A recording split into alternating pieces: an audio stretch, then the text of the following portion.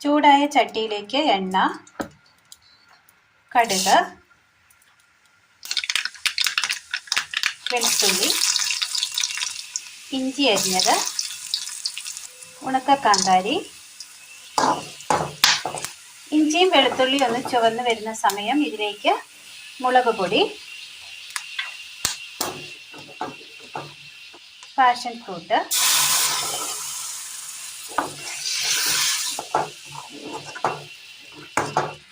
ആവശ്യമായ ഉപ്പ്, കറിവേപ്പില, ഉലുവ പൊടിച്ചത് നന്നായി ഒന്ന് തിളച്ച് കിട്ടിയിട്ടുണ്ട്. സിമ്പിളായി തയ്യാറാക്കിയെടുക്കാൻ പറ്റിയ പാഷൻ ഫ്രൂട്ട് അച്ചാറാണ് ഇന്ന് നമ്മൾ തയ്യാറാക്കിയത്. എല്ലാവരും ഒന്ന് ചെയ്ത് നോക്കണം. അഭിപ്രായങ്ങൾ കമൻറ്റ് ബോക്സിൽ അറിയിക്കാൻ മറക്കരുത്. അപ്പോൾ ഇന്നത്തെ വീഡിയോ എല്ലാവർക്കും ഇഷ്ടമായ ലൈക്ക് ചെയ്യാനും സബ്സ്ക്രൈബ് ചെയ്യാനും മറക്കരുത്. താങ്ക്